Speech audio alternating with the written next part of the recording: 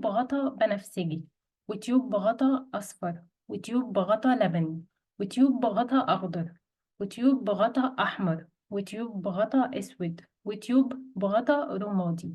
دي تيوبات الدم بغرفة السحب، وده موضوع حلقة النهاردة. أهلا بكم في قناة تحليلك كان إيه. لو أنت مش مشترك في القناة اعمل سبسكرايب. في غرفة السحب لما المريض بيدخل علشان يحلل بنسحب منه عينة دم، وطبيعي ان الدم بيكون سايل، لكن لو انت سبت العينة بعد شوية هتتحول لكتلة او جلطة اللي هي واخدة شكل صلب.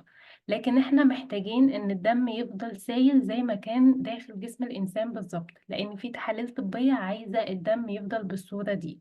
عشان كده كان لازم نمنع تجلط الدم. ونمنع تجلط الدم عن طريق ان احنا بنستخدم مادة كيميائية اسمها انتي كواجلانت او موانع التجلط. وموانع التجلط عندنا منها كتير في المعمل، وعلى الاساس ده في انابيب او تيوبات كتير في المعمل بغطيان الوان مختلفة. اول تيوب وهي التيوب الموف او اللي هي بلون بنفسجي، الاديتا تيوب. التيوب دي فيها مانع تجلط اسمه ايثيلين دايامين تترا اسيتيك اسيد، بس هي ما بتكونش في شكل اديتا بس، هي بتظهر في شكل املاح. يعني الاديتا مرتبطة ب يا اما داي صوديوم او داي بوتاسيوم، وبيتكون في الاخر ملح، فانت بتشتريه من الشركة يا اما داي صوديوم اديتا او داي بوتاسيوم اديتا، ولكن الافضل ان انت تشتري البوتاسيوم سولت. طيب هنا بيحصل منع تجلط الدم ازاي؟ بيحصل عن طريق تفاعل اسمه كلييشن من الاديتا مع ايونات الكالسيوم اللي موجودة في الدم بصورة طبيعية، فالدم ما بيتجلطش وبيفضل سايل داخل التيوب دي. مميزات المادة دي مع الدم: أولا إن هي بتحافظ على شكل خلايا الدم سواء ريد بلاد سيل أو وايت بلاد سيل أو بليتلت. تاني حاجة بتمنع التصاق الصفائح الدموية مع بعض. تالت حاجة إن هي بتقلل التغيرات في شكل خلايا الدم البيضاء. علشان كده التيوب دي كانت أنسب تيوب لتحاليل الهيماتولوجي تيست من ناحية بقى CBC أو بلاد فيلم وهكذا. تاني تيوب وهي الصوديوم ستريت تيوب. التيوب دي فيها مانع تجلط اسمه تراي صوديوم ستريت، لكن بتركيز معين، يا إما 3.2%، يا إما 3.8%. بتمنع تجلط الدم إزاي؟ عن طريق الارتباط مع أيونات الكالسيوم برضو اللي موجودة في الدم، بس هنا بتحافظ على الكلوتينج فاكتورز اللي في الدم اللي هي بتشارك في عملية الكواجيليشن. التيوب صوديوم ستريت لها كذا شكل في المعمل. أول حاجة، أنا لو هستخدم تيوب لكن هلتزم بكمية دم معينة بنسبة 9 من الدم لواحد من الأنتي كواجلانت. يعني أنا هاخد 9 من الدم، يعني 900 مايكرو مثلا من الدم على واحد أنتي كواجلانت، يعني 100 مايكرو من الأنتي كواجلانت، وألتزم بالكمية دي. ده موجود في تيوب تركيزها 3.2% تراي صوديوم ستريت. التيوب دي بيكون شكلها لبني أو بغطاء لبني، وبتستخدم لتحاليل الكواجيليشن اللي هي منها البي تي والبي تي تي والدي دايمر، أو ممكن تستخدم برضو في الكلوتينج فاكتورز تيست. تاني شكل من التيوب بتاعة الصوديوم ستريت إن أنا أستخدم عليها دم بنسبة 4:1، 4 من البلاد لواحد من الأنتي كواجلانت، بمعنى إن أنا أستخدم 400 مايكرو بلاد ل 100 مايكرو أنتي كواجلانت. والتيوب دي بيكون تركيز التراي صوديوم ستريت 3.8%. التيوب دي بتكون لونها أسود، ودي اللي بتستخدم لتحليل اسمه ESR أو سرعة الترسيب.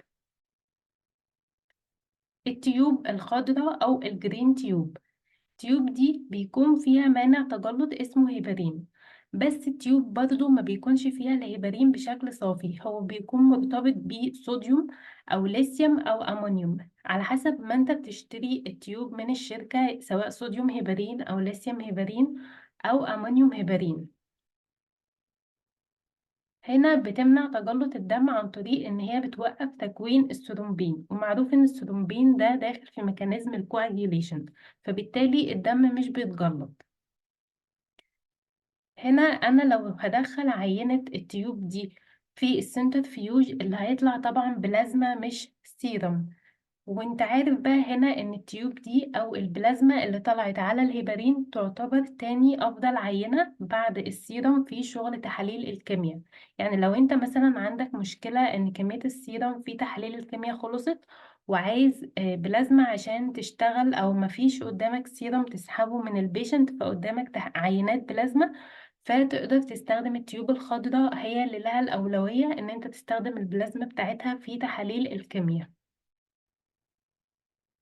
التيوب الرمادي أو الجراي تيوب فيها مانع تجلط اسمه صوديوم فلورايد مع بوتاسيوم أوكزاليت. هنا في اتنين مادتين، البوتاسيوم أوكزاليت هو اللي مانع تجلط، الصوديوم فلورايد له دور تاني، بس هما الاتنين مع بعض. ده شكل التيوب. هنا بقى منع تجلط الدم بيتم ازاي؟ أولا هنا بيحصل اتنين ميكانيزم.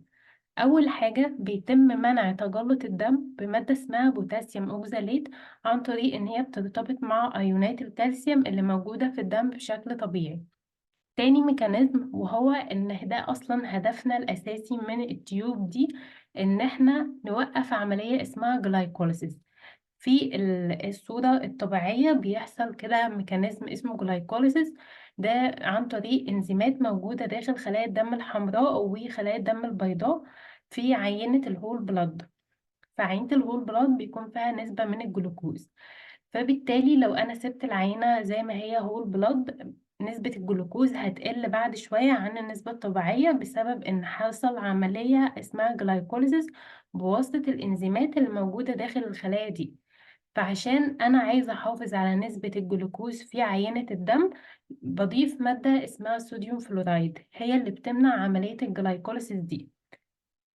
وعلشان كده التيوب دي مخصصة للتحاليل بتاعة الجلوكوز في الدم، زي الفاستنج بلاد جلوكوز والبوست برانديال بلاد جلوكوز والراندوم بلاد جلوكوز. التيوب الحمراء الريد تيوب، والتيوب الصفراء اليالو تيوب، الاتنين اصلا مفهومش مانع تجلط. يبقى انا هنا الهدف ان انا عايز الدم بقى يتجلط. طيب ايه الفرق بين الاتنين؟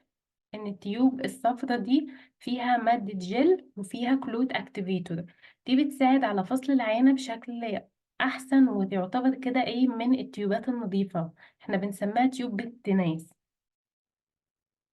والاتنين تيوب دول، لو انت عندك التيوب الصفراء ممكن تستخدمها عادي، لو انت عندك التيوب الحمراء بتستخدمها عادي. الاتنين عادي بنستخدمهم في نفس التحاليل، وبيستخدموا معظم التحاليل بتاعة الكيمياء، في تحاليل مثلا الليفر فانكشن تيست، الليبيد بروفايل تيست، الهرمون والالكترولايت والرينال والكارديك انزيم وهكذا. بلاد كلتشر بوتل، دي بقى هنا الإزازة أو نوع كده من البوتل بنستخدمه في وحدة الميكروبيولوجي في شغل مزارع الدم. دي الإزازة دي بتكون عبارة عن فيها مواد، بتكون فيها مادة مانعة لتجلط الدم لأن أنا بضيف برضو دم فيها، وبيكون برضو فيها ميديا خاصة بنمو البكتيريا تدعم نمو البكتيريا. بس تجلط الدم هنا أنا عشان أوقفه بضيف مادة اسمها SBS، مش أنا اللي بضيفها، يعني هي بتكون في تكوين الميديا نفسها أو في تكوين البوتل. فالبوتل دي بيكون في منها نوعين، نوع ايروبيك ونوع انايروبيك. التكوين الاساسي سواء ميديا او مادة مانعة للتجلط في الاتنين بيكون واحد، الاختلاف بقى في الظروف نفسها، هل في اكسجين او CO2 ولا لا في الاتنين بوتل. كمية الدم المستخدمة على كل إزازة سواء أيروبيك أو أنايروبيك بتكون من 8 ل 10 ملي دم في حالة الكبار، لأن النسب بتختلف سواء أنت هتسحب عينة دم للكبار ولا الناس اللي هم سنهم تحت سن سنتين. ترتيب التيوبات في غرفة السحب، ترتيب التيوبات حاجة مهمة جدا، خصوصا لو أنت بتستخدم فاكوتينر في السحب مش سرنجات.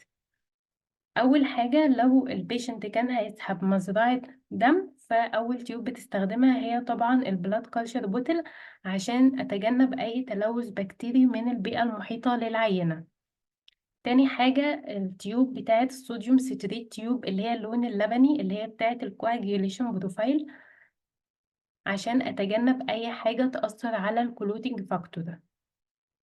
تالت تيوب هي الريد تيوب أو اليالو تيوب اللي هي التيوب بتاعة السيرم عشان برضو أتجنب أي تلوث من أي منع تجلط ممكن أستخدمه يأثر على نسبة الكالسيوم أو البوتاسيوم أو الصوديوم.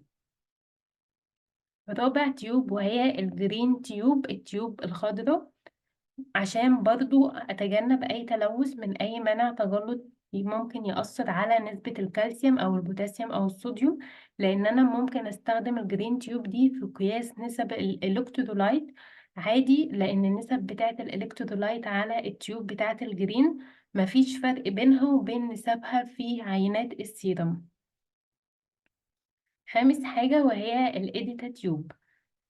سادس حاجة وهي التيوب الرمادي أو الجري تيوب. وبكده تكون الحلقة بتاعتنا انتهت. لو انت مش مشترك معانا على الفيسبوك هتلاقينا باسم يور ميديكال تيست، وعلى انستجرام باسم يور ميديكال تيست، وطبعا احنا هنا على اليوتيوب باسم يور ميديكال تيست.